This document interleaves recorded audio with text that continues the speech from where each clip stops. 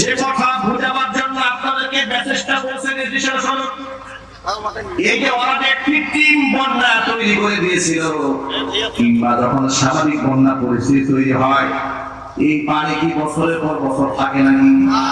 যদি বলেন জমিন পানিকে শোষণ করে, নদী পানিকে টান দেয়, ঠিক কিনা ভাই? নির্দেশটা কার বলেন তো ভাই? কিন্তু মোহাম্মদ সাথে বলেন এই আল্লাহ পাক এভাবে তিনি বলছেন যে জমিন, আমি জমিকে হুকুম করলাম 40 দিন গোটা জাতিকে প্লাবনে ধ্বংস করেছিল, আমি জমিনকে বলেছি ইয়া আরদুবুলাই মাআকি, হে জমিন তুমি তোমার পানিকে শোষণ করো। ওয়া সামাউ আকলি, আমি আকাশকে বলেছি আকাশ তোমার বৃষ্টি বর্ষণটা বন্ধ করে দাও। সুবহানাল্লাহ বলেন। বৃষ্টি বর্ষণ বন্ধ হয়ে গেল, জমিন তার পানি শোষণ করলো, যদি পাহাড়ে গিয়ে নৌকা ভিড়ল, নৌকা ভিড়ার পরে নতুন পৃথিবী শুরু হলো। নবী নূহ আলাইহিস সালামের মনের মধ্যে এখনো পর্যন্ত অস্থিরতা কাজ করছে। এতগুলা মানুষ ধ্বংস হয়ে যাওয়ার পরেও মনের মধ্যে একটা প্রশ্ন বারবার ঘুরপাক খাচ্ছে। সেই প্রশ্ন হলো, আল্লাহ পাকের ওয়াদা ছিল আমার পরিবারের সদস্যদেরকে আল্লাহ পাক রক্ষা করবেন, কিন্তু আমার সন্তানকেরা যত বড় পাপিষ্ঠ মানুষই হোক না কেন, সে তো আমার নিজের রোজার সন্তান। আমি আপনাদের বিনয়ের সাথে জিজ্ঞেস করে আপনারা জবাব দেয় বলেন, সন্তান যত খারাপ হোক না কেন, বাবা মায়ের অন্তরে সন্তানের প্রতি মায়া আছে না নাই? কেনান যখন পানিতে চুপটি খেয়ে মারা গেল, নূহ আলাইহিস সালামের মনে একটা প্রশ্ন বারবার ঘুরপাক খাচ্ছে। আমার আল্লাহ বলেছিলেন যে আমার পরিবারের সদস্যদেরকে আল্লাহ পাঠাবেন, কিন্তু আমার ছেলে কেনান তো পানিতে চুপটি খেয়ে মরল। কিন্তু এই কথাটা আল্লাহকে তিনি বলবেন কেমনে? আল্লাহকে কি জবাবদিহিতার কাঠগড়ায় দাঁড় করানো যায়? কি ব্যাপার, এভাবে জবাব দিলেন আপনারা? আল্লাহকে জবাবদিহিতার কাঠগড়ায় দাঁড় করানো যায়? এই ক্ষমতা কারো আছে নাকি? আল্লাহু আকবার বলেন। আল্লাহর সামনে তো কথা বলার সাহস কারো নাই, কথা বলে ঠিক কিনা? আমার জবাবদিহিতা আল্লাহর কাছে। কিন্তু নবী হিসেবে মনের মধ্যে প্রশ্ন যে ঘুরপাক খাচ্ছে, এই প্রশ্ন তো অন্ততপক্ষে আল্লাহর কাছে তিনি করবেন, যেগুলো বলবেন, কিন্তু প্রশ্নটা আল্লাহর কাছে করেছেন কত বিনয়ের সাথে। আগে বলেন সুবহানাল্লাহ। কোরআন মাজিদের মধ্যে আল্লাহ বলছেন, আমার নবী নূহ কত বিনয়ের সাথে বললেন, ওয়ানাদা নূহুর রাব্বাহু ফাকালা রাব্বি ইন্না ইবনি মিন আহলি وَإِنَّ وَعْدَكَ الْحَقُّ وَأَنْتَ أَحْكَمُ الْحَاكِمِينَ। নবী নূহ তার রব আল্লাহকে ডাকতে বলেছেন, রব্বে আমার রব, ইন্না ইবনি মিন আহলি, আমার ছেলে তো আমারই পরিবারের সদস্য, আমার পরিবারের একজন সদস্য। ওয়াইন্না ওয়াদাকাল হক, আর তোমার ওয়াদাও সত্য। মানে হলো আল্লাহ তাআলা তুমি না ওয়াদা করেছিলেন পরিবারের সদস্যদেরকে রক্ষা করবে, কিন্তু পেছ হয়ে গেছে, সদস্যদের একজন মারা গেছে। তোমার ওয়াদাও সত্য, আবার তুমি যা ফয়সালা করো সেটাও সঠিক। ওয়া আনতা আহকামুল হাকিমিন, তুমি শ্রেষ্ঠতম বিচারক।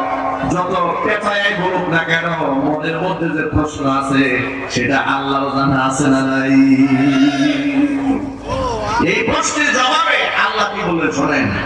আল্লাহ বললেন, ক্বালা ইয়া নূহ ইন্নাহু লাইসা মিন আহলিকা ইন্নাহু আমালুন গায়রু সালিহ। তুমি তো জানতে চেয়েছো তোমার পরিবারের সদস্য ধ্বংস হলো কেন, সেটা তোমারই অন্তর্ভুক্ত ছিল। আল্লাহ পাক জানাই দাও আমার নবী নূহ, শোনো ভালো করে, কান খাড়া করে শুনে নাও, যদিও তুমি তাকে জন্ম দিয়েছো তোমার ওরজার সন্তান, কিন্তু লাইসা মিন আহলিকা, সে তুমি নবী পরিবারের সদস্য, সে পদ হারিয়ে ফেলেছে। কারণ ইন্নাহু আমালুন গায়রু সালিহ, কারণ তার আমল খারাপ। তার আমল কি? সবাই বলে। আচ্ছা, নবীর ছেলের আমল খারাপ হওয়ার কারণে যদি নবী পরিবারের সদস্য পদ থেকে তিনি বঞ্চিত হন, মুসলমানের ঘরে জন্ম নিয়ে যারা মূর্তি বানিয়েছে, মূর্তির সামনে সিজদা দিয়েছে, যারা মূর্তির মালায় গলায় ফুলের মালা দিয়েছে, মূর্তির সামনে মাথা নত করেছে, সে কি মুসলমান পরিবারের সদস্য আর থাকে? আর চিৎকার দিয়ে বলুন থাকে? স্বৈরাচারী আমলে এক মন্ত্রী,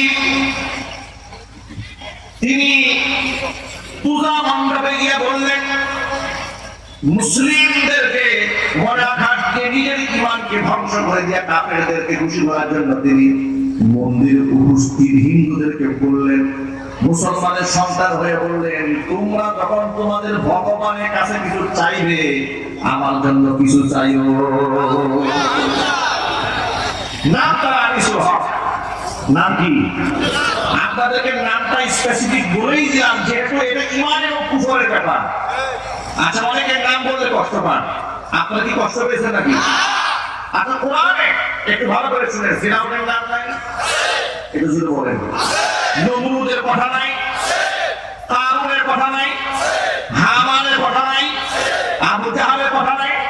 আল্লাহ পাক এই সমস্ত কুফফারদের নাম ধরে মানুষের সামনে উপস্থাপন করলেন কেন? যাতে করে এখান থেকে পরবর্তী প্রজন্মের নব্য কারুন, নব্য ফেরাউনরা সবক নিতে পারে। যদি বলতে হবে ঠিক কিনা বলেন?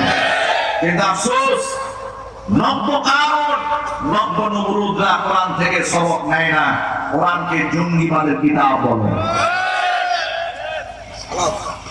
ওরা কত বড় কাফের ছিল, মুসলিম লেবানদারি।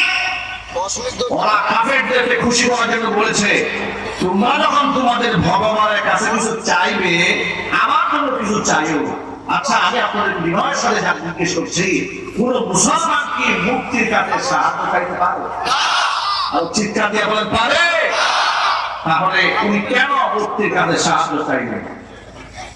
আরেকজন তিনি বললেন মন্দিরে গিয়ে, খুব ভালো করে শোনেন, তিনি গিয়ে বললেন গোটা দুনিয়ার মধ্যে যুদ্ধের একটা ভাব চলছে, তোমরা বেশি বেশি মা দুর্গার বর্ণনা করো যাতে করে দুনিয়া থেকে যুদ্ধ এগুলো বন্ধ হয়ে যায়। একটা মুসলমানের সন্তান মানুষকে শিখাই দিচ্ছে মা দুর্গার বর্ণনা করলে পৃথিবীতে যুদ্ধ বন্ধ হয়ে যাবে। আরে কপাল পোড়া মুসলমান! ওরা এগুলা কেন বলতো জানেন? ওরা এগুলা বলতো যাতে করে ওদের প্রভুরা, আমাদের ভারতের প্রভুরা এদেরকে রক্ষা করতে পারে। কিন্তু আল্লাহর আযাব যখন এসেছে তখন ভারত এদেরকে রক্ষা করতে পারে নাই। কথা বলতে হবে ঠিক কিনা জোরে বলেন? কারণ রক্ষা করার একমাত্র মালিককে। একটু জোরে আওয়াজে বলতে হবে মালিককে। সুতরাং যুবকের আমার নূহ আলাইহিস সালাতু ওয়াস সালামকে আল্লাহ পাক সতর্ক করে দিয়ে বললেন, আমার নবী শোনো, তোমার সন্তান যদিও তুমি জন্ম দিয়েছো, কিন্তু তার আমল খারাপ হওয়ার কারণে সে আর তোমার সদস্য, তোমার পরিবারের সদস্য পদ তার আর হাসিল হয় নাই, সে এখন এখান থেকে বহিষ্কৃত হয়েছে। আমি এই ঘটনার মাধ্যমে আপনাদেরকে দুইটা মেসেজ দিতে চেয়েছি। আমার এক নম্বর মেসেজ, হেদায়েতের মালিকানা যদি নূহ আলাইহিস সালাতু ওয়াস সালামের হাতে থাকতো, নিশ্চয়ই তিনি নিজের সন্তানকে জাহান্নামে হতে দিতেন না। ঠিক আছে? কিন্তু হেদায়েত দেওয়ার মালিক কে? আল্লাহ।